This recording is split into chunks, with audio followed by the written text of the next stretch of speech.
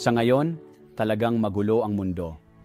Palaging magulo ang mundo, simula pa noong pagbagsak, ngunit pakiramdam natin ay nasa bingit tayo ng isang uri ng sakuna sa mundo at sa isang antas. Pati na rin sa simbahan, may espiritual na digmaan na nangyayari sa lahat ng oras. At para sa karamihan ng mga Kristiyano, para sa karamihan ng mga tao, ang espiritual na digmaang ito ay mukhang ang aking pakikibaka sa tukso at kasalanan sa aking sariling personal na buhay. Ang kaaway na siyang mga puwersa ng mga nahulog na anghel ay sinusubukang iligaw tayo sa pamamagitan ng pagtukso sa atin, pagtukso sa antas ng ating imahinasyon, pag-alala sa ating alaala ng mga bagay na maaaring nagawa nating mali sa nakaraan o mga makasalanang bagay na na-expose tayo sa nakaraan at sinusubukang ibalik ang mga ito sa ating isipan upang tayo ay muling mahulog. Yan ang espiritual na digmaan na ating hinaharap. Isipin mo, napapalibutan tayo ng mga anghel na saksi at tayo ay napapalibutan ng hukbo ng mga demonyo na sinusubukang iligaw tayo. Kaya kailangan natin ang proteksyon ng prinsipe ng hukbo ng langit upang patuloy tayong iligtas mula sa panganib at protektahan tayo mula sa dyablo at lahat ng mga demonyo na sinusubukang iligaw ang ating mga kaluluwa. Kailangan natin siya ng lubos. Dapat magkaroon ng debosyon ng lahat kay San Miguel Arcangel dahil kailangan natin siya sa simbahan at sa mundo ngayon tulad ng dati nating kailangan siya sa simbahan at sa mundo. Ang kanyang pangalan ay nangangahulugang sino ang katulad ng Diyos.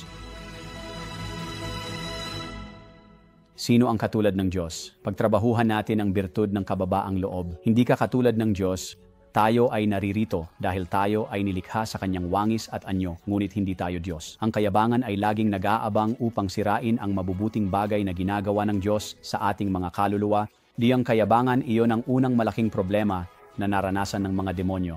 Ito ang aking problema, ito ang iyong problema, at palagi tayong pinaalalahanan ng interbensyon, pamamagitan at presensya ni San Miguel Arcangel na tayo ay mga nilalang lamang na umaasa sa tulong at lakas ng Diyos. Si San Miguel Arcangel na regular na lumilitaw sa mga kasulatan, lalo na't naririnig natin ng kaunti tungkol sa kanya sa aklat ng Henesis. Sa bandang huli ng aklat ng Henesis, naririnig natin ang tungkol sa kanya sa aklat ng Daniel, lalo na sa aklat ng pahayag, sa sulat ni San Judas. Kaya mula sa simula ng mga kasulatan hanggang sa katapusan, mayroon tayong mga anghel sa lahat ng dako. At si San Miguel Arcangel ay lumilitaw sa mga mahahalagang sandali, lalo na kapag ang mga piniling tao ng Diyos ay nangangailangan ng espesyal na proteksyon at interbensyon. Si San Miguel Arcangel sa Lumang Tipan ay naunawaan ng ating mga ninunong Hudyo bilang espesyal na tagapagtanggol ng mga piniling tao ng Diyos. Sa tradisyong Hudyo, si San Miguel Arcangel ang namagitan sa tuktok ng bundok Sinai, ang Dekalogo, ang 10 utos sa pagitan ng Diyos at ni Moises sa bundok. Sa ilang mga lumang tradisyon ng mga Hudyo, si San Miguel Arcangel ang anghel sa mga pintuan ng paraiso na nagprotekta sa hardin ng paraiso matapos palayasin sina Adan at Eva mula sa hardin. Natutunan natin ito mula sa sulat ni San Sashaniasa, Judas at mula rin sa ilan sa mga apokripal na aklat ng Lumang Tipan tulad ng aklat ni Enoch.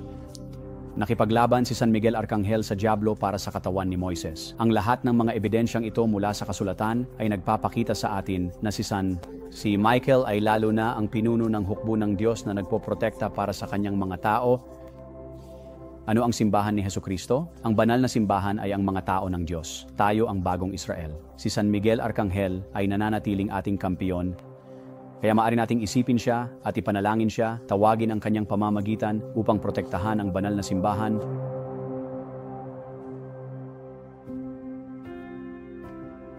Kaya paano natin maisasama si San Miguel Arcangel sa ating devosyonal na buhay? Una, kaunting impormasyon kung saan nagmula ang debosyon kay San Miguel.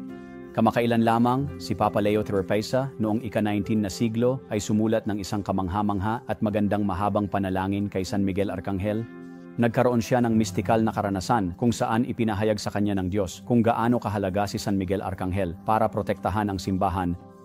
At kaya't nilikha niya ang magandang panalangin ito mula sa karanasang mistikal na ito. Mula sa mahabang panalangin iyon, mayroon tayong mas maikling panalangin na San Miguel Arcangel. Ipaglaban mo kami sa labanan na pamilyar na sa atin ngayon. Dati naming sinasabi ito sa pagtatapos ng bawat banal na misa at ito ay hindi na nagamit sa nakalipas na ilang dekada.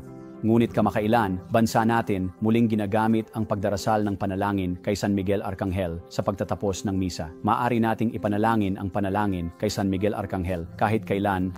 Minsan, idinadagdag ito ng mga tao sa dulo ng kanilang Santo Rosario o sa gabi kapag pinapatulog nila ang mga anak. At ito ay mahusay na paraan upang isama ang panalangin ito sa ating devosyonal na buhay. Bukod dito, mayroong lumang kaugalian ng medyebal ng Kwaresma ni San Miguel.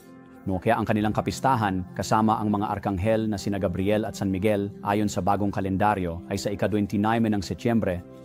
Ang Kwaresma ni San Miguel ay isang lumang kaugalian ng isang panahon ng penitensya sa pagitan ng pag-aakyat sa langit ng mahal na Birhen noong Agosto 15 at araw ni San Miguel, Michaelmas, noong Setyembre 29. Kaya't isang panahon ng pagsisisi at pag-aayuno bilang paghahanda para sa dakilang kapistahan ng mga banal na arkanghel. Maaari nating gawin iyon sa ating devosyonal na buhay, magdaos ng isang maliit na panahon ng penitensya na halos katulad ng Kwaresma, ang Kwaresma ni San Miguel sa pagitan ng pag-aakyat at araw ni San Miguel sa katapusan ng Setyembre. Kung ang isang panahon ng penitensya mula kalagitnaan ng Agosto hanggang katapusan ng Setyembre ay tila masyadong mahaba at maaaring ito nga para sa mga abalang tao na may pamilya at trabaho at sa pagtatapos ng tag-init, paano kung magnobena bilang paghahanda para sa kapistahan? Kaya 9 na araw bago ang ika-29 ng Setyembre ng mas taimtim na panalangin, isang nobena ng mga panalangin kay San Miguel Arcangel, si Michael sa paghahanda para sa kanyang kapistahan na may ilang penitensya. Marahil ay ilang pag-aayuno na isasama sa ating devosyonal na buhay upang maipagdiwang ng maayos ang kapistahan.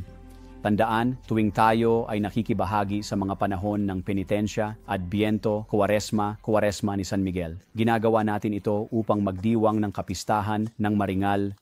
Naglalaan tayo ng puwang sa ating mga katawan at sa ating espiritual na buhay upang makapagdiwang ng isang kapistahan, isang solemnidad bilang parangal sa mga dakilang santo ng Diyos at sa mga mahahalagang sandali ng ating liturhikal na taon. At magagawa rin natin ito kasama si San Miguel Arcangel.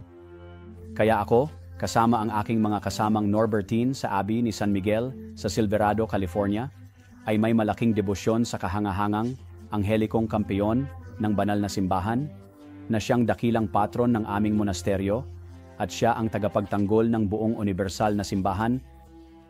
Mahal namin si San Miguel Arcangel at maraming beses nakita ko sa buhay bilang pari at sa buhay aming relihiyosong komunidad kung gaano kalakas ang kanyang proteksyon. Inililigtas niya tayo mula sa pisikal na panganib. Inililigtas niya tayo mula sa lahat ng panganib ng mundong ito. At inihahatid niya tayo sa puso ng mahal na ina na nagdadala sa atin sa banal na puso ng ating tagapagligtas na si Hesukristo. Mayroong isang tuloy-tuloy na pag-iral sa paglikha ng Diyos. May mga nilalang na tao, may mga nilalang na anghel, at syempre, naroon ang universal na banal na Diyos sa banal na Santatlo. At kapag ang lahat ng bahagi ng kahanga-hanga at magandang realidad na ito ay nagtutulungan, ang mga banal na anghel, kasama ang mga nilalang na tao, kasama ang nilikhang kaayusan ng material na universo, lahat ay nakatuon pabalik sa kaluwalhatian ng Diyos. Lahat ito ay gumagana ng maayos. Kaya kailangan nating isama ang mga banal na anghel at lalo na si San Miguel Arcangel sa larawang ito ng ating sariling espiritual na buhay. At ang lahat ng bahagi ay magtutulungan para sa kaluwalhatian ng Diyos at para sa ating kaligtasan.